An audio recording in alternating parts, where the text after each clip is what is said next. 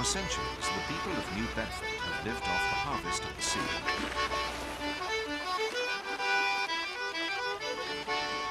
Boasting the oldest customs house in the United States, this historic fishing village also has the largest remaining single fishing fleet in the country.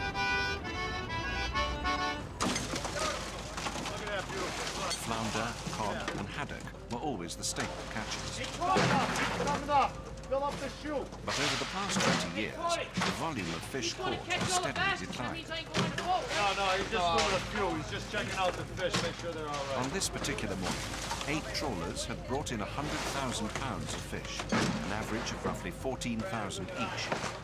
The same number of boats 10 years ago would have regularly expected to average 35,000 pounds of fish each, 2.5 times as much. And times have changed in other ways too.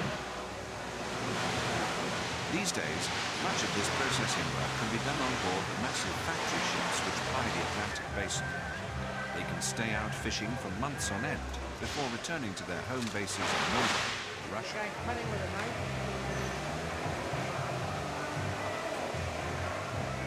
Overfishing means the future of cod and other sorts of whitefish is now very much in jeopardy. But the international import and export trade in fish makes it difficult to control quotas.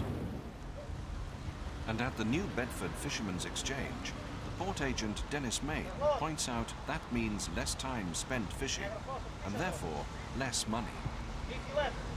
Mid-60s to into the 70s, many boats would be gone for 5 to 7 days to catch 35,000 pounds of yellowtail, and that's all. They'd bring it back home, and that would be it. They'd only get 7 to 10 cents, but there was plenty of it. Now there's very little yellowtail left. The population dynamics branch of the National Marine Fisheries Service is based at Woods Hole, Massachusetts. Dr. Steven Murkawski is the chief. The decline in groundfish and flatfish is primarily due to the effects of overfishing.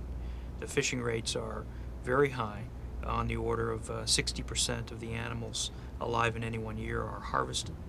And that rate of fishing is way too high in order to sustain the stocks. We can't produce enough baby fish from the low levels of breeding fish that are left in the population from over-harvesting. At present, control methods rely on the concept of minimum fish size and regulated mesh size for fishing nets. By examining the inner ear bones of these samples of the catch, scientists at Woods Hole can determine the fish's age and rate of growth. The introduction of catch quotas per boat will be one step forward. But at present, National Oceanic and Atmospheric Administration officers have their hands full trying to enforce the existing regulations.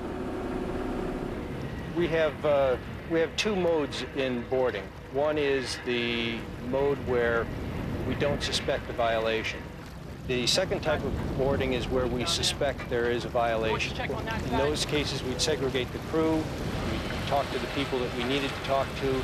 It would be as brief as possible, and we'd get our job done quickly. But in spite of the violations are discovered routinely. The radar scan looks like we might have a violation of being fishing within a restricted zone. The guy's definitely fishing. We can see the towing warps coming off the blocks there on the stern. New York's fish market. The work of the NOAA officers doesn't end at sea. Having attended federal law enforcement training centers, they're as good as any FBI man at detecting lawbreakers.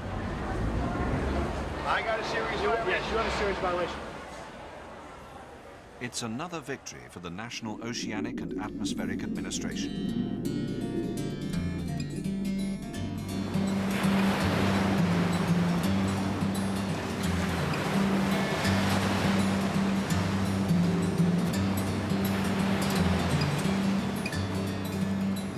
But it's not enough. The sea is by no means inexhaustible. Stringent and direct controls on fishing might give depleted stocks time to regenerate. Otherwise, many valuable species of fish will disappear from our planet, as well as from our dining tables.